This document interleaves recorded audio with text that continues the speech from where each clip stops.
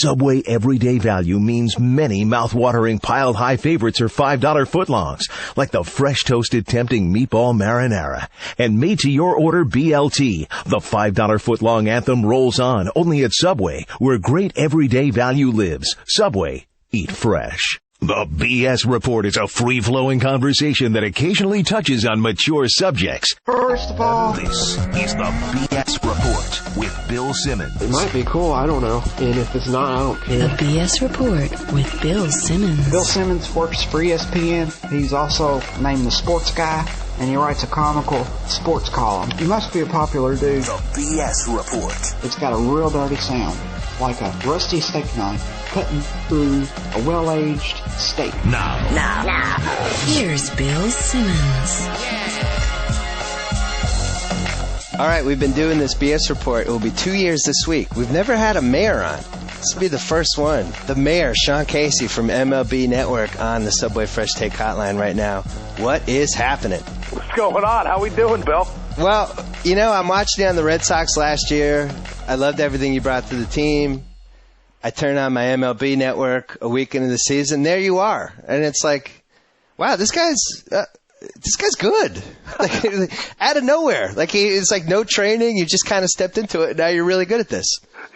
You know what's been funny? People throughout my career have, said, hey, man, you should get into, like, some studio work or some broadcasts when you're done. You'd be great at it. And I was like, oh, yeah, I really never thought about it. And then, this kind of thing with MLB Network came up. And, I've turned out I've really enjoyed it. I've really enjoyed just talking baseball. I enjoy talking, which is no secret to anybody. But I've, really enjoyed, using the stuff I've learned over the last 12 years, 15 years to talk baseball in the air. So it's been a lot of fun. Yeah, it seems like you're having fun. When did you officially decide to pack it in for your career? Last year I just thought about it a lot. Last year, like my kids were both in school. Two of my kids were in school, and I just didn't see my family a lot last summer. And I really enjoyed playing in Boston. It was like one of the coolest summers of my life. And but I didn't see my family a lot, and I just kept thinking to myself, playing for Boston was one thing, but playing for another team to come off the bench and really be away from my family for another year when I feel like I've had a great career and I've done some great things in the game and it's been a lot of fun.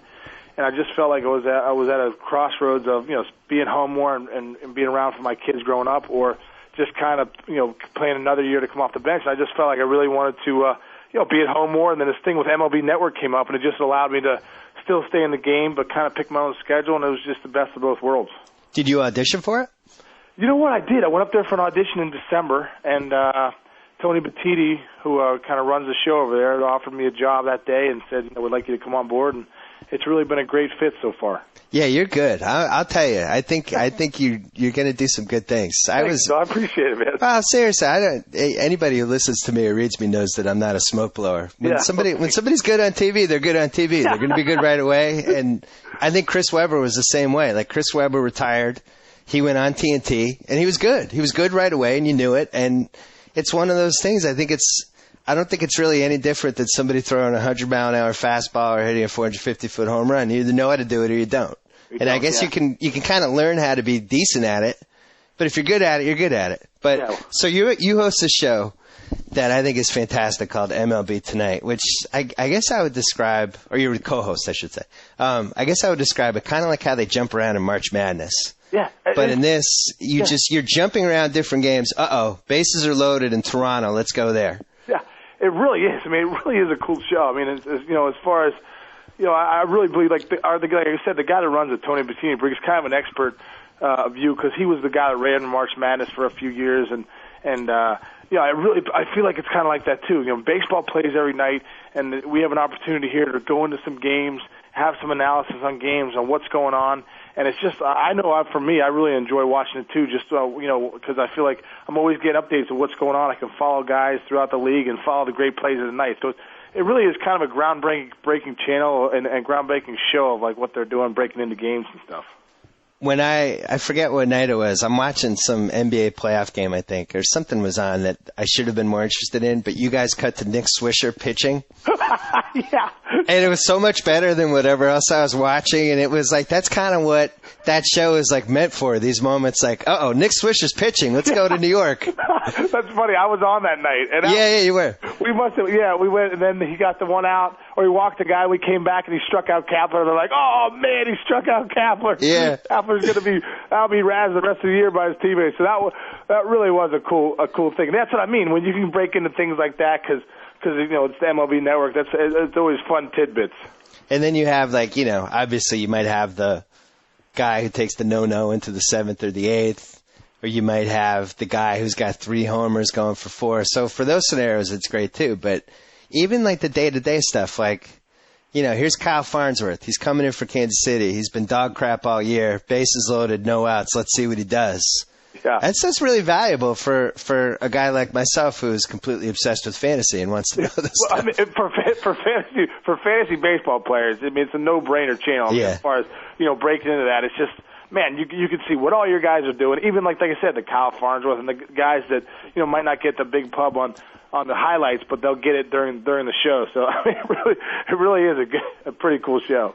So what are you doing? 5 days a week? 4 days a week? So right now I'm doing like 3 days a week. And I kind of pick my weeks to go in. So you nice. know, and sometimes I'm every other week. Sometimes I'm a couple weeks in a row. So it's that has really been cool for me too, being able to kind of pick my schedule. What about being a color guy for maybe a network, something like that? Would you do that? Yeah, you know what? I think right now, just like being my first few months out of the game, I'm trying to. This whole MLB Network thing's been really cool so far. But I have talked about like.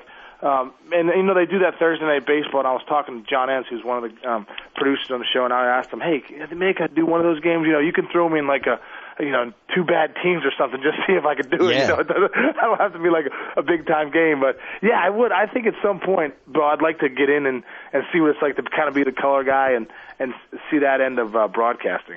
Well, here's what I'm going to do. I'm going to stage a coup d'etat and take over Fox Sports. McCarver is out and you're in. But give me like 6 months to work on it. Perfect. All right, let's see. You do that and go ahead and hire me and see how it works out. I'll keep you updated. I'm going to start once we hang up. I'm going to start working on it.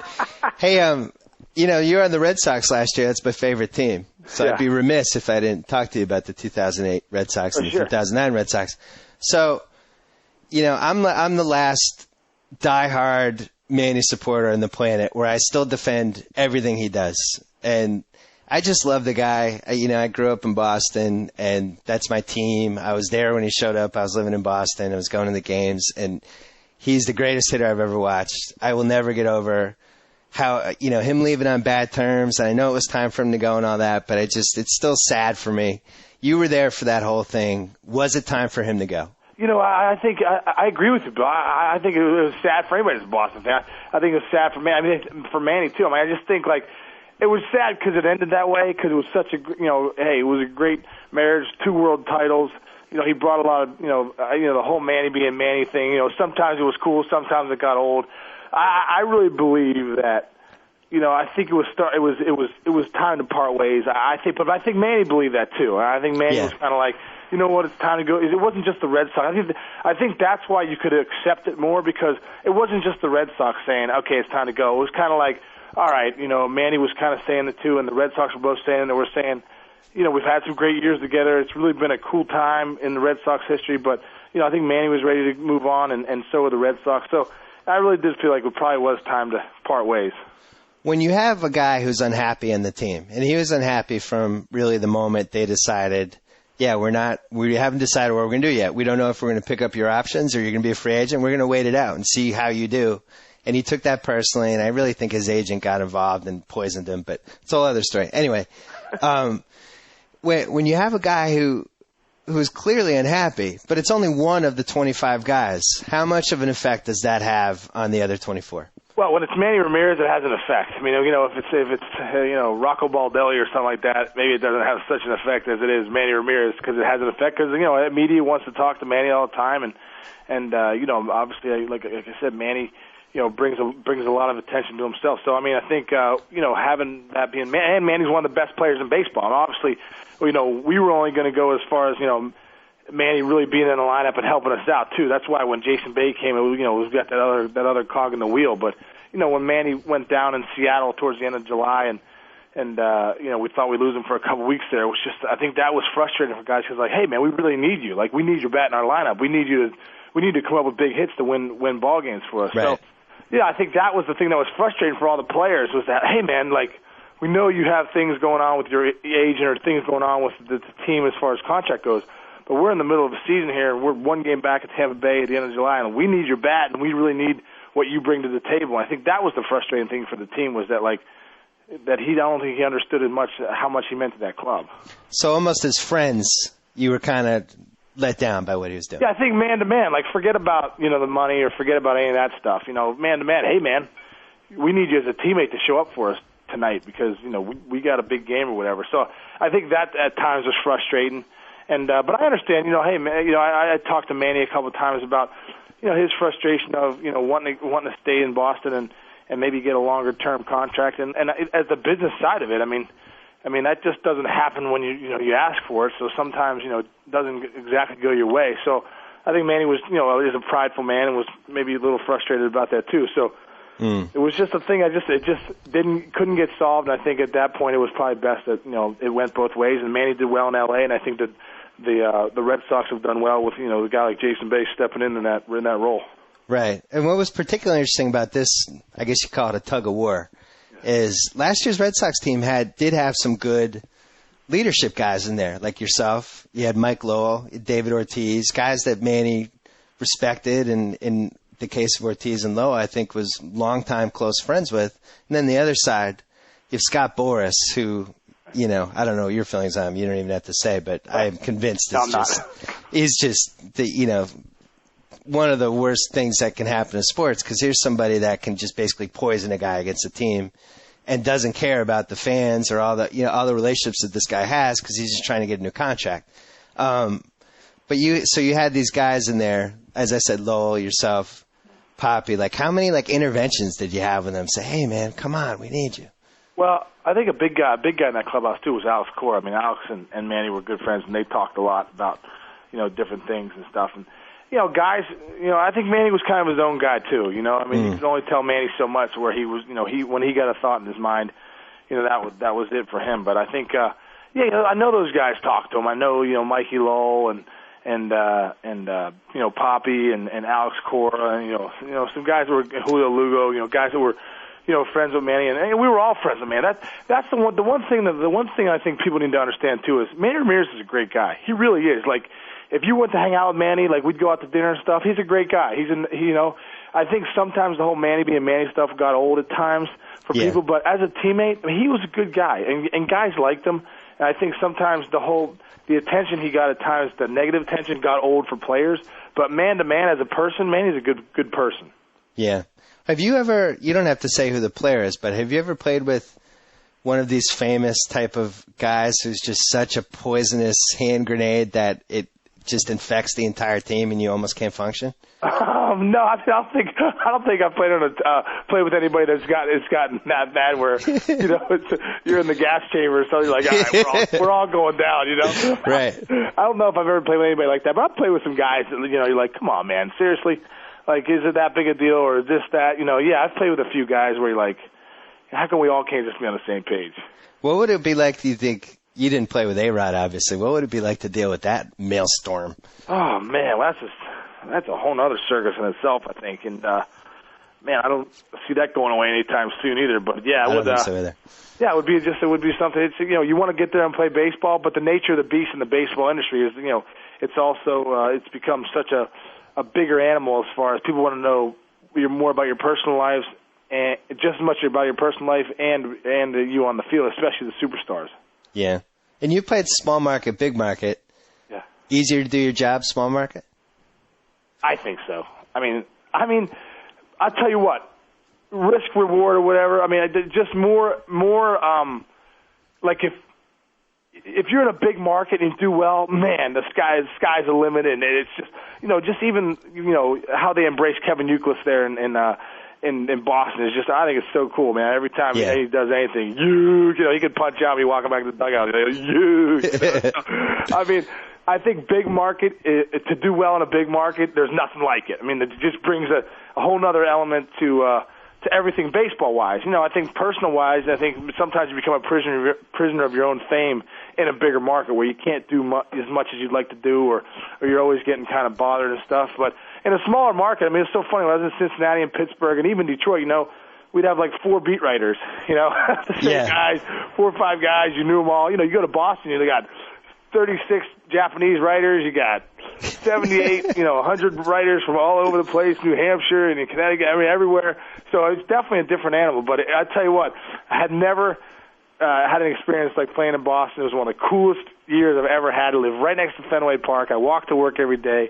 And, man, I tell you what, everyone should experience playing there in Boston, no doubt about it. It's got to be like almost completing the highest level of a video game because you have the most pressure, you have the most media, you have games that mean probably more than they should mean. I mean, you were there for these Red Sox-Yankee games. It's like no other rivalry in baseball. It's just every game feels like the Super Bowl. Yeah. And I can't even imagine like going from, like you said, like you're playing a Detroit-Kansas City game in mid-June in front of 10,000 people, and then all of a sudden Red Sox-Yankees Friday night Fenway Park. Yeah, it's 2 different animals. The great thing about Fenway is if you go there and you look up there's no bells and whistles. Like you can go to Tampa Bay Rays game and you feel like you're in an independent league game. It's there's the Blues Brothers are about to come out and then start singing for you or whatever. there's something every inning. Every inning in Tampa there's something. You go to a baseball game in Boston, the scoreboard is old. There's no bells and whistles in between innings. It's baseball, and that's all those fans want are baseball. They just want to watch baseball. They are into every pitch. They know what's going on. They know what everybody's doing. And, it's amazing. Even me last year coming off the bench, I'd walk around and feel, if you had a good game or something, hey, Mayor, great game last night, or way to swing, big walk in the 7th. I'm like, really? People are paying that much attention. It's unbelievable. It's just another level of fans there in Boston. So it's baseball all the time. Like you said, it's like the Super Bowl or World Series from the opening day on. What was it like to go from? I mean, you could really rake back in the day. Yeah. And you were, you're certainly a guy I remember spending a lot of money on in fantasy leagues a couple of years, which is the highest compliment I could give. I appreciate that, Bill. So then, near the end of your career, and no coincidence, but you happened to be in my fantasy team last year. You ended up getting like 300 at bats. Yeah, you're pretty good. 322 out there for you. Yeah, you had a nice OBP, got some runs batted in, but I mean, you're obviously winding down to the end of your career, but you were once one of the guys.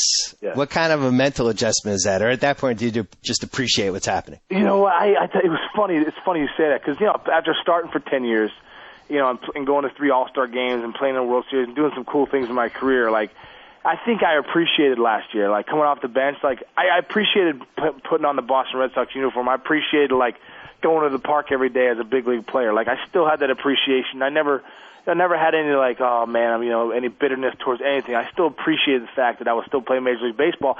And in the back of my mind thinking that this might be my last year, like, having to make a decision after the season that I really, really appreciated. Really appreciated my starts I got. I appreciated playing for, like, a guy like Terry Francona and that whole organization. So it was a cool year for me in that fact that I, really appreciated what I'd done in my career and what I was, winding down doing. You were one of the famous great clubhouse guys, which I'm always fascinated by over anything else in baseball. Like the guys, you read the Pedroia articles, and it's just like you throw him into a clubhouse, and it almost has some bizarre chemistry effect. Everybody's just happier. Everybody's making fun of each other, and you really only takes 1 or 2 of those guys. What, in your opinion, are the essential ingredients for the good guy and the clubhouse guy? The good guy, the good clubhouse guy has to be able to relate to everybody. I mean, it's such a world sport nowadays. You got guys from so many different countries speaking in different languages. I just feel like a guy needs to bring if the guy has the right personality. I mean, not everybody's a clubhouse guy. Not everybody wants to be. And I think, but being a good teammate is showing up for those guys every day, playing hard, making people laugh when it's time to make people laugh, or just enjoying each other, showing people that. Not getting caught up in 3 or 4 guys in the team, making a way to, get to know everyone on the team in a way. And I was always impressed, even last year in Boston. We had so many team dinners where we'd go and there'd be like 18, 19 guys deep. And I'd never seen that before either, Really? Yeah, we went out one time in Baltimore and I think there was like 18 guys or something like that. It was just like getting off the bus. Hey, Wakefield was like, we're meeting down in the lobby in, 5 minutes. And then boom, like almost the whole team's there and we're walking to like Morton Steakhouse or something. Oh, so that wasn't organized on the internet with like an Evite? No, yeah. Well, we would have seen a lot more fans if it was on the Evite. But stuff like that, getting together with guys, for dinners and stuff. Those things have a lasting impression throughout the season because when you get to know guys off the field or in the clubhouse and stuff, it brings the team together, I think. Yeah, I wrote a column about A-Rod and chemistry like about 5-6 weeks ago. I'm convinced that chemistry really does matter in the regular season because it's such a grind and it's day after day after day and it's 6 months and, you have weird situations and they really can submarine a team. We saw it in July with Manny, how much blame should be placed on whoever, whatever, but it affected the team and the team was kind of the Walking Dead. But I totally agree with that. I think you bring your experiences in the clubhouse. Like we used to, Alex Cora, Mikey Lowell, and the guy named Donnie Cockstein, our team last year. We used to play dominoes. Like every day, we get BP, you get your workout in, then we'd play dominoes for like 40 minutes. And I found myself at times, during a game or whatever, like you joke around about the dominoes. I know it sounds small, but guys did different things like that. Like if you play cards with certain guys, or you play, like there was a few guys on the plane that would play some cards and things like that. Like it gave you something more than baseball. So then when you're on the field, you might joke around with Mikey Lowe like he'd hit a bomb or something, and we'd be talking about dominoes. You know what I mean? So like it was a connection, man. It was a connection. It was a relationship. You start developing relationships with guys. I truly believe that that translates to the field as far as getting to know people. Getting to know guys more than just, hey man, way to swing it, or you got a nice swing. That's really cool. I agree. I think it can push you into the playoffs. Yeah, but then at some point, it becomes about talent. I don't think chemistry can win a championship. Yeah. At some point, you're still going to need, David Price is going to come in the 8th inning of Game 7. He's going to blow everybody away, and if he's the best guy in the field, they're going to win. Right. You still need your Josh Beckett's and your Dice K's and your Johnny Lesters. You still need 5 frontline starters if you want to win. And then playing dominoes is cool, too. You have 5 good starters, then a couple games of dominoes is good for you. So what do you miss the most about playing other than hanging out with the guys? You know what? One thing I miss is that feeling when you watch some of these games, that feeling in like the 9th inning when you come up a couple guys on, down a run, and you might get a game-winning hit, a walk-off hit, or a big hit to put your team up. Like, I miss being able to bring 30-some thousand people to their feet and bring those 25 guys out on the field and for that rush. You always miss that adrenaline rush that comes along with it. But one thing I do realize, too, Bill, is that there's a lot of work that comes into getting to that moment. There's a lot of time and effort that goes into getting to that one moment. But if there was one thing I missed, besides the guys, because everyone's going to always say the guys, it's that feeling of trying to win a game for your team in the 8th and 9th inning. Well, and a lot of people have trouble adjusting to life afterwards. They never can get that rush from anything else. Look at Pete Rose is in Las Vegas gambling on horses every day. He can't. He's trying to replace it, and he can't. Yeah, people are always looking to replace that rush, and like I said, it's tough. It's tough to be able to get in that right situation and replace that feeling of playing in the big leagues. Let's talk about the 2009 baseball season quickly because we need to show off your chops for when I staged the McCarver coup d'etat. Biggest surprise for you through 5 weeks? Biggest surprise for me, I would have to say the St. Louis Cardinals. Just how they've been able to win. I feel like they Carpenter's hurt again. They're still out there really dominating. They have a great 17-8, 18-8. They're playing well without Carpenter, but a lot of guys like you got your Skip Schumachers and your Joe Thurstons, and you got your Kobe Rasmus. You got guys that not your household names besides the Pujols and the Ludwigs. Your Chris Duncans, and I just feel like they get it done night in and night out. And I think everyone expected the Cubs to just run in and dominate the Central. So they're one of the surprise things. The Dodgers are surprised too. I think them being having the best record in baseball so far. I think that's definitely a bit of a surprise too. And what about biggest disappointment? Biggest disappointment so far.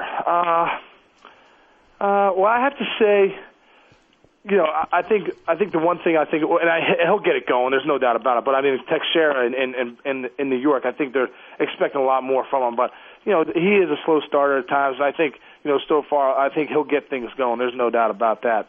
I would throw in CeCe too. Yeah, and I think CeCe, but I just think CeCe is too good. I think that's one thing. Yeah, you could say CeCe too. I think those guys haven't lived up to their billing yet, but I think they will. And I think, like I said, Teixeira will get things going, and CC also, he'll get things going. But those guys are too talented not to. But I think, if you on a big scale, you'd say they've been a little bit of a disappointment so far. Would you say that maybe the miles that CC put on his arm in September, October last year maybe resulted in what we're seeing so far? I don't know, because last year he got off to such a slow start too, and everyone's like, "What's wrong with CC?" Next thing you know, you're like, he should have been the NL MVP we were talking about.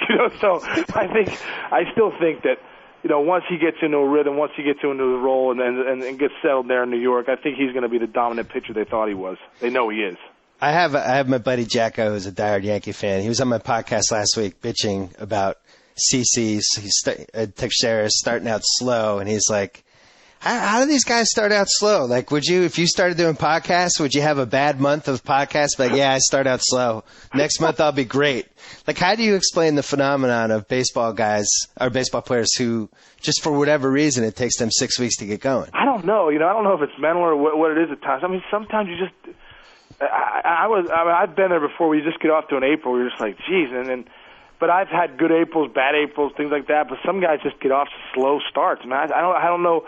I don't know what the rhyme or reason is. I don't know if it's, like I said, if it's mental sometimes. I mean, I remember, Jeremy Bonderman in Detroit could not have a good first inning. He had like a 1.1 ERA after the first and like a 7 in the first. And like, how come you just can't get by the first? And he just never had good first innings. It's funny. Like, why don't guys get off to good starts in April? Well, some guys just can't do it. I don't know. Like, I guess if they knew, they would do it. They would do whatever the recipe is. Yeah, it's almost like golf where you play golf every day, and then suddenly you start slicing, and you can't figure it out. Yeah, it takes like 3 months to pull the slice, get it out of your swing. Right. Yeah, why am I slicing? I have no idea. Then you overcompensate, then you start hooking, and you're like, I'm all messed up. I got to ask you about Detroit, because I still feel like in this economy, with where they're situated and their payroll, that they're going to blow it up. And the Detroit fans are telling me, no way, the owner would never do that. He doesn't care about money. He would never. But I still have Miggy Cabrera penciled into my Red Sox lineup in July. I think we're going to get him. I like to keep telling myself this anyway, because, they got to shed some salary. Well, Bill, I don't know if that's going to happen, but I see what you're saying. And, I think, the owner there, Mike Ilitch, isn't going to be as patient as people think, I think. I mean, if they don't win this year, I wouldn't be surprised if they start moving some players. But, they have Jim Leland, who's one of the best managers in baseball. Dave Dombrowski's, really a great GM. So they have the right pieces in place, and they're playing better in the Central, and that's pretty much going to be a wide open division too. So I think they got a good chance to win this year. But if they don't, I wouldn't be surprised if they start moving some guys. Do you like my Kansas City Royals that I bet on at 15-1 to win the division? Hey, that's a great bet. That's a great bet. Because they got great pitching. Zach Greinke, Gil Mesh. Even, City Ponson will give you a good start, Harriman. Come on. Come on. You just set your cause back. Hey, sometimes he gives you 8 innings, 2 hits. Sometimes he gives you 2 innings, 18 runs. He's hit or miss. Yeah, all right, let's not throw City Ponson in there. But their starting pitching is I think that's what, Dayton Moore's done over there, is getting those guys some good stars. I think their bullpen is good in the back end, so I think they're going to be around. And getting Jacobs and Coco Crisp is, Coco, it was platoon last year with Jacoby, but he's an everyday player and an exciting player. So I think they got the right mix there in Kansas City to win that Central. I also have the Texas Rangers 10-1 to win the West. Did that before the one. Well, it's not looking good, but I just thought somebody weird was going to win that division because I didn't like what I was seeing from the Angels at all. But now it looks like maybe it's Seattle. It might be Seattle. Seattle has a lot of, 7 come from behind wins. A lot of what Tampa Bay was doing last year. Like, hey, man, are these guys for real? And it'll be interesting to see come July if Seattle's still doing what they're doing, because they've had that recipe for success so far. So it'll be interesting to see if they do it. But can't count out the Angels when Lackey and Santana and those guys get back in that rotation. I think they've kind of been just hanging around, sputtering along, because obviously they lost one of the best rotations in the game. Yeah, and the Aidenhart thing also, I think, put a little cloud over them the first month. Yeah. It just seems like one of those years for them where just everything's going wrong. Yeah. And usually baseball is a weird sport. Like you have that season that starts out with this happened and then this happened and this happened. And it's like you almost can't get out of it. It's like quicksand. Yeah, you get the snowball effect going. Yeah. It is true. And then, the one thing after another. And, the Nick Adenard thing was so unfortunate and just such a shame. I mean, on a personal level more than anything. And, that'll stop a team in its tracks just because, when you lose a friend like that, it's, I think it's devastating to everybody. But, hopefully the Angels bounce back and will do well out there in the West. And Mike Scioscia always figures out a way to get those guys playing good. Yeah, the Seattle thing I've been fascinated by because they basically said during the winter we're going to try to do what Tampa Bay did. We're going to go for defense. We're going to build around our pitching. We're going to try to win 3-2 games, steal some bases, and now it's actually happening. And they've pulled off that recipe, and it's interesting. Moneyball was obviously the big thing, and now they've been trying to figure out ways to revolutionize defensive stats. And you look at what Tampa did and what looking at what Seattle did this year. There's really kind of something here. It works. Well, there's no doubt about it. You get Franklin Gutierrez, Endy Chavez, and Ichiro in the outfield. I mean, you're talking about really 3 center fielders that can cover the gaps. I mean, that's what you got out there with Upton and Crawford and those guys that cover the gaps in Tampa. But yeah, if you can pitch it and catch it and get a couple timely hits, you really have you really have a shot to win. I get a kick out of sometimes. You talk about Texas, but they have a lot of big boppers. But if you can't pitch it, great pitch, it'll always shut down great hit. And that's the old adage, Right. Yeah. Well, I think the goal with Texas would be try to stay close. They have a lot of good young guys in AAA. They brought up one of them already, Derek Collin, but they have Perez waiting in the wings. They have Justin Smoke.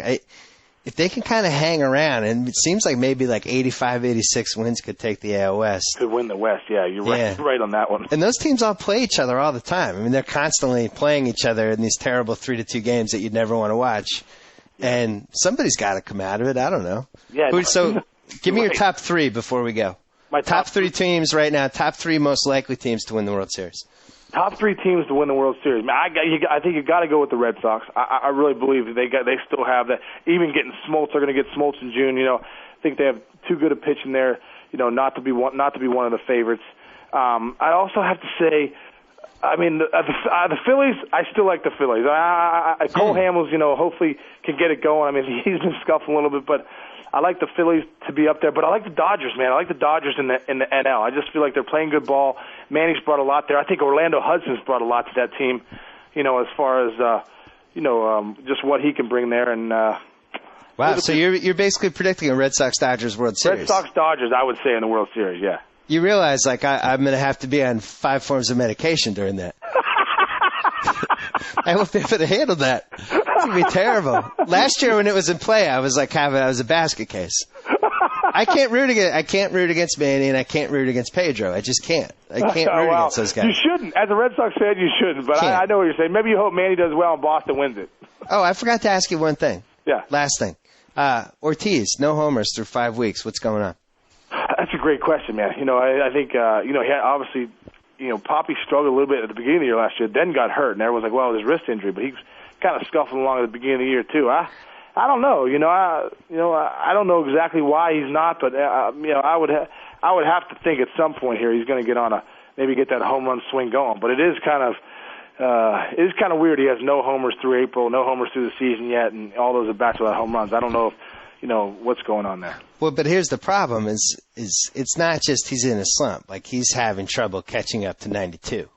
Yeah, that's what worries me. He's actually now cheating on his swing to try to hit pitches and guessing fastball and starting to swing early, which is something that he never had to do in the past. And now Big Poppy's Big Poppy when he's really driving the ball left center. He's driving the ball out of Fenway Park to left center too. So, yeah, it is definitely a concern when you see him.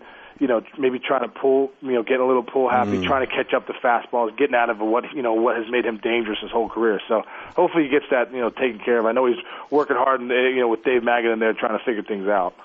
Those big baseball guys don't seem to have the long shelf life. I know what you're saying. It's a grind. It's a grind every day, and those guys. Those knees and exactly. elbows, and it's all these parts of the body that aren't really meant to play 6 months a year and swing baseball bats. Yeah, you start, when you start messing with your legs too and your wrists and stuff, and every year it beats you. I watched it with Ken Griffey Jr. in Cincinnati. Blows out his hammy, it rolls up like a shade, and blows out his foot, and so many things. If you lose your legs, you lose your swing, and I think hopefully that's not the case with Papa, but I know he's been banged up a lot the past few years too. Well, I have some good news for you. You've been nominated the mayor of the BS Report. Oh, great! That's big time, Bill. Yeah, you have to. I'm forcing you to come back like every few weeks to talk baseball. I'll be back every few weeks. No doubt about it. Where do I vote for myself? Yeah, the voting's done. It's a one-man vote, and I cast my vote, and you're the mayor. All right, brother. That's big time. And that's I'll come on every few weeks. And then I'm gonna work on the McCarver coup d'etat. Give me some time on that. I've got to. Yeah, let me know how that goes. All right. Okay. All right. So Sean Casey, MLB Network. The show is called MLB Tonight. My new favorite show. Good luck with everything. Thanks for coming. All right, Bill. Thanks a lot for having me on, man. Take care. Bye-bye. So I get to sign off. Whoa. Thank you for downloading the BS Report with Bill Simmons. Too much fun. Check out more podcasts at the iTunes Music Store or at PodCenter at ESPNRadio.com. Peace out. You laughed, you cried, you turned up the sound repeatedly, and now it's all over. This concludes another installment of the BS Report. And with all the talk about sports, Bill Simmons neglected to mention this important just breaking news. We interrupt this program to bring you a special news bulletin. The $5 footlong anthem rolls on with Subway everyday value. So many of your Subway favorites are $5 footlongs, like that taste-tacular spicy Italian $5 footlong and the piled ridiculously high BLT $5 footlong, both made to your order on the freshly baked bread of your choice.